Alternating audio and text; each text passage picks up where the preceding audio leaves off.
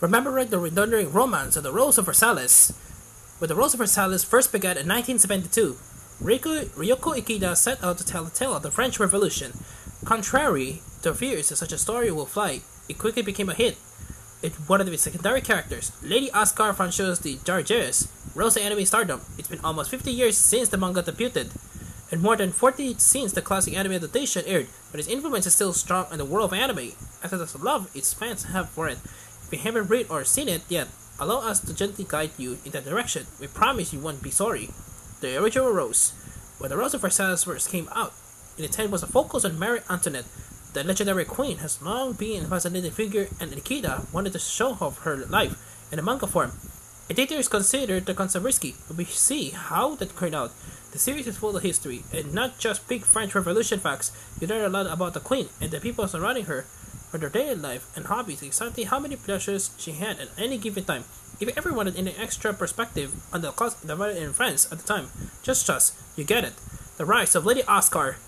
When we think of the Rose in Rose of Versailles, we tend to think of Lady Oscar. She is, after all, the protagonist was mentioned above. It wasn't always that way. Marie Antoinette was meant to be the focus, when the female oligarch brought in to serve as a point of view character. Eventually, readers talked to Oscar, and the focus shifted to her as a protagonist. Of course, that means Oscar has been around to serve as an inspiration for characters after her, and to be part of one of the anime's most memorable couples. A matter of identity. A major part of Oscar's struggle in the Rose of Versailles was coming to terms with who she was. Men and women love her, and anyone who passes her had certain expectations of her. Some men wanted her to be more feminine. Some women in court became jealous if she ever looked at anyone else. Meanwhile, Oscar had to contend with her upbringing, her duty, and her own feelings. It's no wonder she became such a compelling character, as she courts feelings for her protege. Rosalie and Marie's love are seen. She also has to look inward to who she is, and that's who she wants to keep going being. In the end, there's one love, with most remembering her for. Love across class boundaries. As children, Oscar and Andre were fast friends, and for much of the Rose of Versailles, it carries a torch for her.